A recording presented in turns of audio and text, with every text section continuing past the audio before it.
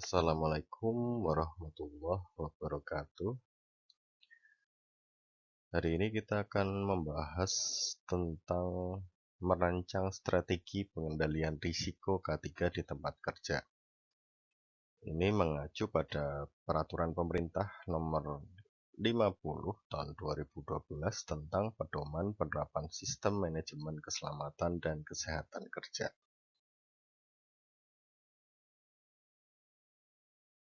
Di sini kita akan mereview kembali beberapa definisi-definisi yang beberapa pekan ini sudah kita pelajari dan kita bahas bersama. Di antaranya di sini ada bahaya, ada risiko ketiga, ada identifikasi bahaya, dan ada manajemen risiko. Kita ulang dari bahaya. Bahaya adalah sumber sesuatu atau tindakan yang berpotensi menyebabkan cedera pada manusia atau gangguan kesehatan, kerugian material, atau kerusakan lingkungan. Kemudian untuk risiko adalah efek ketidakpastian. Kita juga sudah bahas, nanti kita akan lanjutkan lagi detail tentang risiko, bisa kita tambahkan di slide selanjutnya. Lalu ada risiko ketiga adalah kombinasi kemungkinan terjadinya kejadian atau paparan berbahaya yang terkait dengan pekerjaan dan keparahan, cedera dan gangguan kesehatan yang dapat disebabkan oleh kejadian-kejadian atau paparan-paparan. Identifikasi bahaya di sini adalah sebuah kegiatan atau aktivitas atau proses mencari dan menentukan sumber sesuatu atau tindakan yang berpotensi menyebabkan cedera pada manusia atau gangguan kesehatan, kerugian material, kerusakan lingkungan. Lalu untuk manajemen risiko adalah upaya pengendalian risiko yang berkaitan dengan bahaya dari kegiatan kerja guna terciptanya tempat kerja yang aman, efisien, dan produktif. Secara umum, kita membedakan bahaya menjadi 5 aspek. Di sini ada bahaya fisika, ada kimia, ada biologi, ergonomi, dan psikologi. Meskipun nanti untuk ergonomi ada bab sendiri yang akan membahas tentang itu, ada pertemuan setelah UTS nanti yang akan membahas tentang ergonomi. Jadi ini kita akan melihat sekilas saja, karena penekanannya hari ini adalah pembuatan dokumennya. Ini contoh aja ya, contoh sekilas saja tentang jenis bahaya fisika. Yang pertama, area kerja yang bising atau noise yang diakibatkan oleh kerja mesin. Yang kedua, ada mesin atau alat atau kendaraan yang menimbulkan getaran. Yang ketiga, area kerja yang panas. Keempat, mesin atau alat yang atau proses yang menghasilkan radiasi. Lalu bagian-bagian mesin atau alat infrastruktur yang tajam atau runcing, putaran mesin, kondisi jalan yang tidak rata, poros roda yang berputar, penerangan yang kurang, sumber energi listrik yang tidak sesuai kondisinya, sumber energi pneumatik atau hidrolik yang tidak sesuai dengan kondisinya, dan sejenisnya. Ini minggu lalu juga sudah banyak kita diskusikan bersama terkait sumber-sumber bahaya. Jadi saya tidak perlu mengulang kembali contoh-contoh dari kejadian-kejadian per poin di sini. Ini contoh jenis bahan kimia. Ini ada solar, ada bensin, ada grease atau pelumas, ada tumpahan cat, ada jajaran oli, ada B3, kemudian ada kebocoran gas, ada buangan kemasan B3, ada bahan yang bersifat korosi, ada caustic soda, dan lain-lain. Ini nanti kita juga akan bahas di materi setelah UTS. Jadi ini kita tahu dulu aja contoh-contohnya. Kemudian ada contoh jenis bahaya biologi. Ini ada bakteri, kemudian ada jamur, ada kemasan obat, ada buangan limbah rumah sakit, dan lain-lain. Ini yang bisa berpotensi menimbulkan infeksi ke orang lain yang berbahaya terhadap kesehatan kerja. Ini contoh jenis bahaya ergonomi, misalkan posisi duduk yang salah, entah posisinya, entah ketinggian kursinya juga kurang jika dibandingkan dengan meja. Ini kan di poin kedua juga ada nih, mejanya tidak standar, terlalu tinggi atau terlalu rendah. Ini nanti mengakibatkan posisi duduk yang kurang baik atau yang salah. Kemudian peralatan kerja yang tidak proporsional ukuran dan bentuknya. Misalkan kemudian yang keempat, beban benda yang dianggap melebihi batas. Jadi dia melebihi beban yang bisa diangkat misalkan. Kemudian alat kerja, area kerja yang sempit. Jadi kemarin juga sudah kita diskusikan juga di kelas terkait area kerja yang sempit.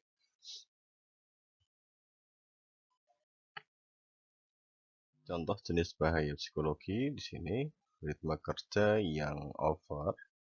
Jadi bisa aja kalian kerja terus-menerus, nggak ada jeda, shiftnya terlalu lama, kemudian beda pendapat yang tidak wajar, ini dengan rekan kerja, dengan atasan, atau dengan bawahan, kemudian muncul perselisihan, atau bahkan beban kerja yang melebihi batas. Lalu ini adalah ilustrasi tentang bahaya-bahaya tadi yang sudah disebutkan di depan, misalkan bahaya kelistrikan. Misalkan seorang pekerja menggunakan alat elektronik, kemudian di bawahnya ada air, dan ada potensi bahwa kabelnya terkelupas atau terbuka, maka ada potensi bahwa dia bisa tersetrum. Kemudian ini ada bahaya mekanik yang bisa muncul dari alat-alat yang ada di lab misalkan atau di industri. Selanjutnya ada bahaya kebisingan yang muncul dari alat, dari mesin, dari proses apapun yang itu melebihi nilai ambang desibel yang diizinkan, dan waktu paparan yang cukup panjang itu bisa berbahaya terhadap pendengaran misalkan. Kemudian ini bahaya transportasi diilustrasikan ada pekerja saluran yang dia tidak menampilkan sign bahwa sedang ada pekerjaan atau apapun itu sign di sini, sehingga dia berpotensi tertabrak oleh kendaraan yang tidak mengetahui bahwa sedang ada pekerjaan jalan atau pekerja yang sedang bekerja di galian atau di terowongan di bawahnya. Ini yang kemudian di sini ada bahaya radiasi, yakni dari paparan gram-graman hasil potong gerinda misalkan, atau misalkan dari percikan-percikannya, atau terpapar cahayanya berlebih gitu. Kita ngeliatin proses pemotongan ini terus-menerus, maka bisa berpotensi mengganggu kinerja mata kita. Ini bahaya aktivitas manual, misalkan kalian turun ke gorong-gorong dan lain-lain, maka kita perlu menggunakan helm dan lain-lain, bahkan perlu membawa tabung oksigen karena dikhawatirkan ada area-area yang memiliki tingkat oksigen rendah dan suatu ketika kita butuh oksigen untuk keselamatan kita gitu. Kemudian untuk bahaya lingkungan sekitar, ini bisa banyak potensinya, ini bisa dikaitkan juga dengan gambar yang pertama. Ini contoh dari kondisi berbahaya. Misalkan ada seseorang yang sedang mengelas, ini ya di gambar ini dia sedang mengelas. Misalkan bahaya ergonomi, dia ngelas tapi posisinya jongkok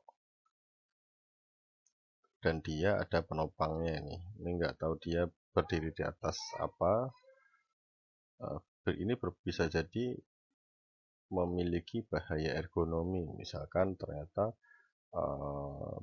penyangga yang diinjak ini tidak kuat menanggung beban si bapak-bapak pekerja ini, bisa jadi. Atau ternyata dia seharusnya jangan jongkok, ini juga merupakan bahaya ergonomi. Bagaimana dia bisa duduk aja di situ, tidak dalam kondisi jongkok agar lebih aman misalkan. Ini kondisi pekerjaan ya berarti terkait pengelasannya.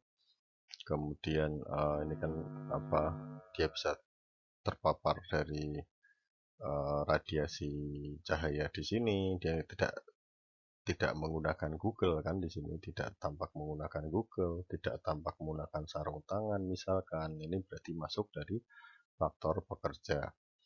Kemudian tools dan equipmentnya nanti kalian bisa list dia kurangnya apa di sini. Dan selanjutnya kondisi infrastruktur atau lingkungan. Kira-kira bagaimana menurut kalian, ada bahaya yang dari lingkungan enggak? Misalkan ternyata dia, oh ini ternyata tinggi, maka dia berpotensi jatuh dan lain-lain. Ini kita review ulang tadi identifikasi bahaya, ini sudah ya, kemarin juga sudah kita bahas juga.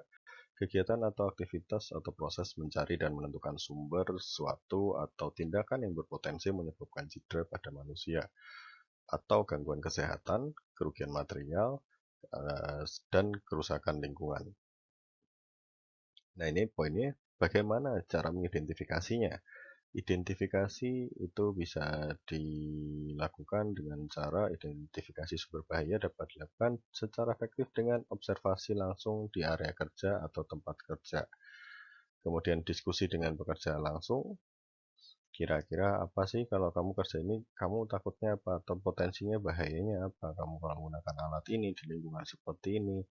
Nah itu perlu dicari langsung dari observasi dan dari pekerja yang berada di lokasi atau bertugas pada site tersebut. Kemudian rekaman atau record kejadian yang telah lalu, misalkan ada data kecelakaan atau nyaris celaka dan lain-lain gitu. Nah kemudian bisa jadi data-data hasil audit atau inspeksi itu juga bisa di apa namanya dicek. Kemudian SFA, shop floor audit, kemudian ada safety patrol, patroli keamanan itu NDO, kemudian audit internal. Yang kelima di sini ada peraturan perundangan dan persyaratan lain yang relevan. Jadi jika ada peraturan-peraturan yang bisa dirujuk sebagai acuan, maka ini bisa digunakan. Yang selanjutnya membuat tabel atau list jenis-jenis potensi bahaya untuk memudahkan dalam melakukan identifikasi bahaya. Ini contoh identifikasi bahayanya ya. Contoh identifikasi bahaya. Misalkan faktor pekerja, dia tidak mengenakan APD dengan baik dan benar. Misalkan tadi sudah kita mention tuh, nggak pakai glove, nggak pakai Google gitu. Kompetensi pekerja,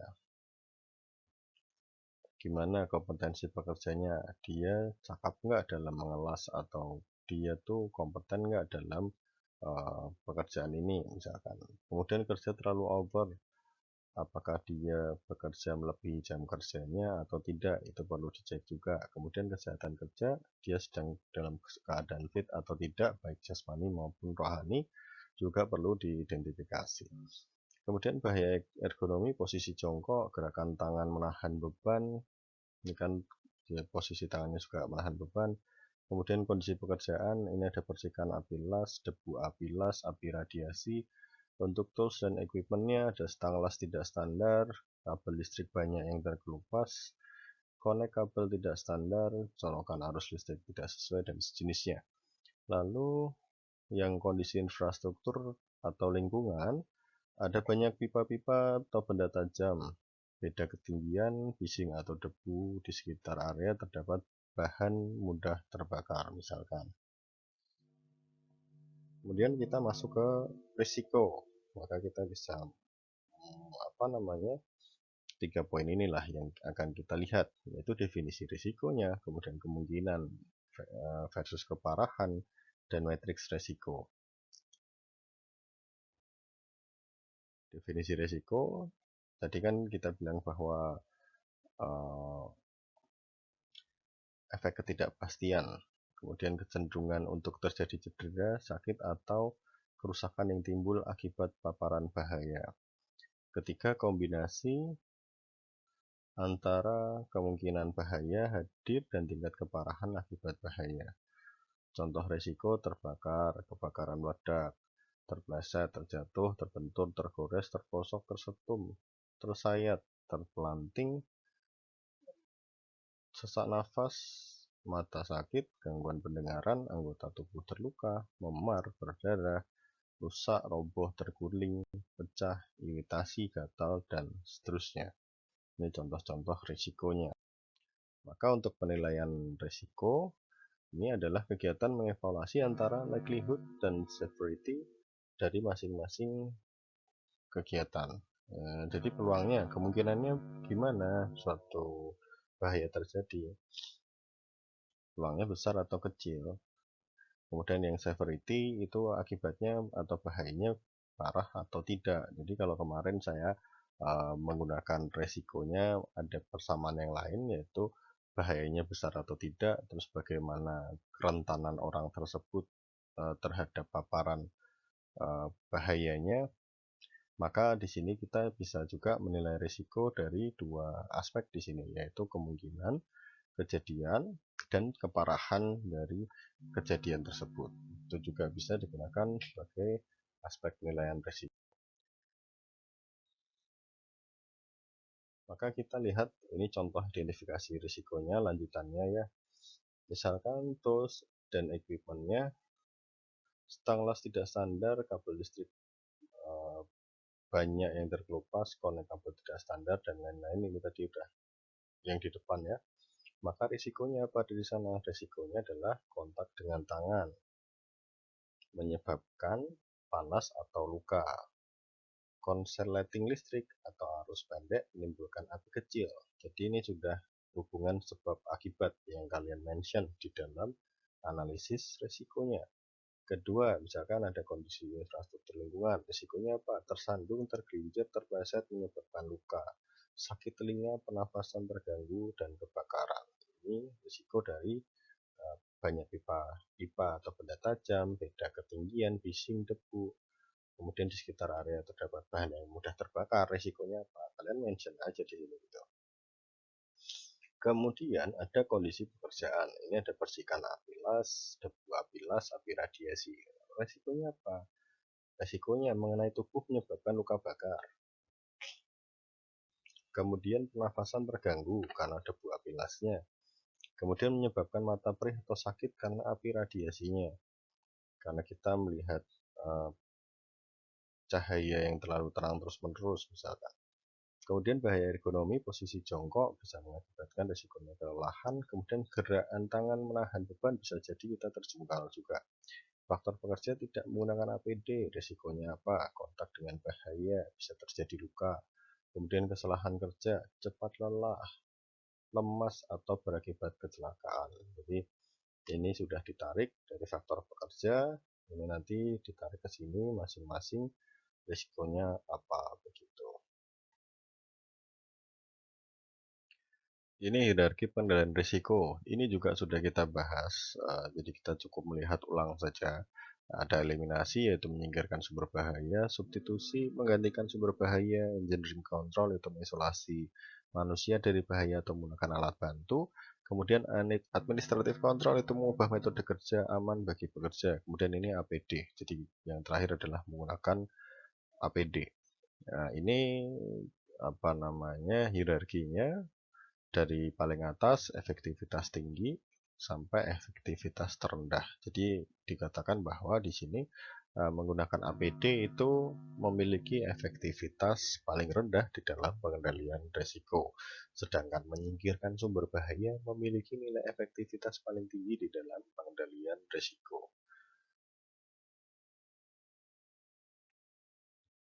Ini kemarin udah, jadi tidak perlu saya ulang kembali. Kalian bisa baca sendiri nanti.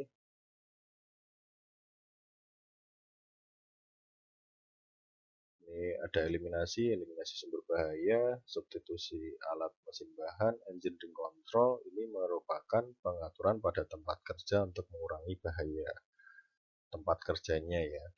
Sedangkan administratif kontrol yaitu prosedur, aturan pelatihan, durasi kerja, tanda bahaya, rambu, poster label, kemudian ada APD, itu adalah pengaturan pada tenaga kerjanya. Jadi di dalam hierarki manajemen atau pengendalian risiko tadi, kita membagi dua klaster, yaitu yang dikontrol tempatnya dan kemudian juga mengontrol atau mengatur tenaga kerjanya.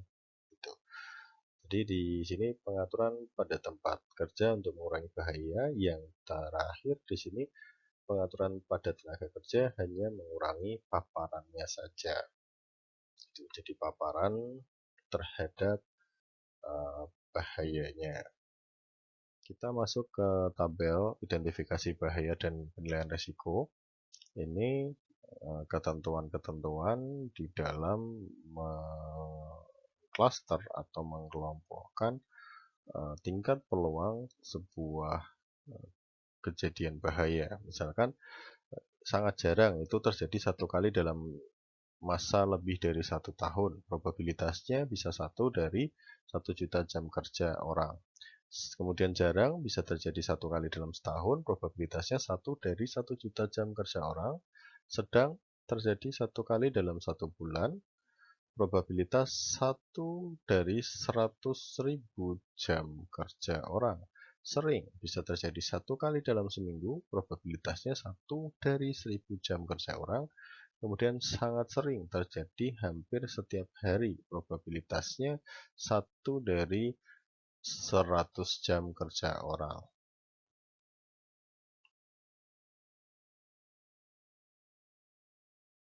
Oke, yang ini adalah tabel terkait dampak atau keparahan dari suatu kejadian. Kita bisa lihat di sini tingkat keparahan bisa dilihat dari mulai sangat ringan sampai sangat berat. Kita lihat deskripsi masing-masing. Sangat ringan itu tidak terdapat cedera atau penyakit, tenaga kerja dapat langsung bekerja kembali. Total kerugiannya jika diestimasi dari total nilai kerugian itu total kerugian kecelakaan kerja kurang dari 1 juta rupiah. Untuk yang ringan, cedera ringan, tenaga kerja dapat langsung bekerja kembali. Total kerugian kecelakaan kerja antara 1 juta sampai 1.500.000. Sedang mendapat P3K atau tindakan medis tidak ada hilang jam kerja lebih dari 1 kali 24 jam. Itu dampak keparahan dari bahaya ya. Total kerugian kecelakaan antara 1.500.000 sampai 5 juta. Kemudian untuk masuk kategori berat itu memerlukan tindakan medis lanjut atau rujukan. Jadi perlu dibawa ke instalasi medis, harus dipakai ambulan misalkan atau apapun itu. Jika sampai terjadi cacat sementara, kemudian terdapat jam kerja yang hilang dari 1 kali 24 jam. Total kerugian antara 5 juta sampai 10 juta. Kerugian itu di total semua ya. Nggak cuman ganti rugi, tapi juga misalkan loss dari produktivitas sebuah perusahaan atau dari apapun itu kita valuasi. Ini kemarin juga udah kita mention tuh. Kemudian sangat berat, cacat permanen, kematian, terdapat jam kerja hilang lebih dari 1 kali 24 jam dengan total kerugiannya lebih dari 10 juta rupiah. Kemudian ini identifikasi bahaya dan penilaian risiko, dan selanjutnya dimetrikskan ya. Ini kategorinya rendah itu perlu aturan atau prosedur rambu. Ini nanti rekomendasi nih. Sedang perlu tindakan langsung. Tinggi perlu perencanaan pengendalian. Ekstrim perlu perhatian manajemen atas. Maka matriks ini merupakan hasil perkalian dari keparahan dan frekuensi tadi. Kalau misalkan dia keparahannya sangat ringan dan frekuensinya sangat jarang, maka kategorinya rendah. Sangat ringan ketemu jarang, dia masih rendah. Sangat ringan ketemunya dengan frekuensi masih rendah. Sangat ringan bertemu dengan frekuensi yang sering, dia masih masuk kategorinya sedang. Kemudian keparahan sangat ringan itu kalau ketemu frekuensi sangat sering bisa bernilai kategori sedang gitu. dan seterusnya sampai nanti sangat berat, misalkan sangat berat tapi jarang terjadi, maka dia masuk kategori yang tinggi, risikonya tinggi. Kemudian sampai pada akhirnya kalau sangat sering dan sangat berat dampaknya, maka masuk kategori ekstrim di sini. Begitu. Ini bagaimana kita mengetahui atau menilai risiko menggunakan matriks di sini.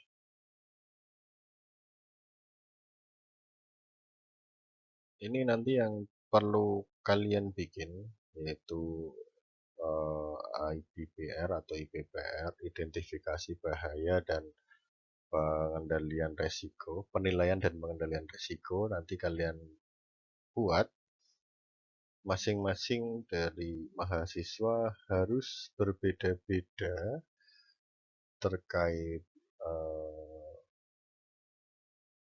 kegiatannya yang akan diidentifikasi bahayanya gitu. Jadi kalau misalkan dari gambar yang di depan tadi dimasukkan ke sini, misalkan tools dan equipmentnya, stang las tidak standar, kabel banyak yang terkelupas, konek kabel tidak standar, colokan arus listrik tidak sesuai, risikonya apa? Tadi kontak tangan menyebabkan panas dan lain-lain. Ini tinggal dimasukkan, lalu kalian takar kira-kira akibatnya atau dampaknya ringan atau sedang begitu. Kemudian peluang kejadiannya masuknya jarang atau seperti apa? Misalkan di sini dia mau bilang jarang, ya silahkan jarang. Menurut kalian akan sering terjadi, bisa diisi sering terjadi.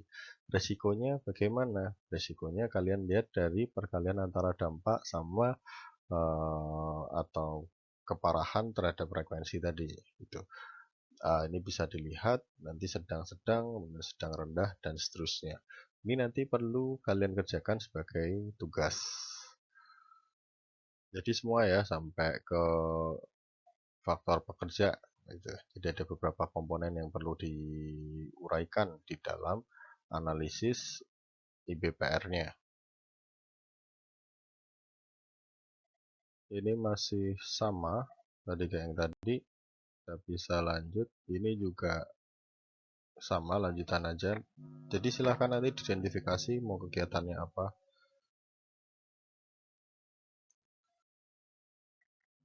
Kemudian hierarki pengendalian di lokasi kerjanya juga perlu dibuat, misalkan lanjutannya ya. Jadi tadi misalkan sudah dibuat sampai sini, maka pengendalian risikonya apa yang akan dilakukan, misalkan memastikan toolsnya seperti apa, ini diisi saja. Misalkan untuk tools and equipment, memastikan tools and equipment dalam kondisi standar dengan melakukan pengecekan rutin, atau sebelum digunakan juga perlu dicek kelayakan alatnya. Kemudian untuk kondisi infrastruktur di lingkungan, pengendalian risikonya, misalkan sebelum bekerja mempersiapkan kondisi area harus aman, potensi bahaya harus dihilangkan, misalkan begitu. Kemudian dan seterusnya, ini masih sama aja.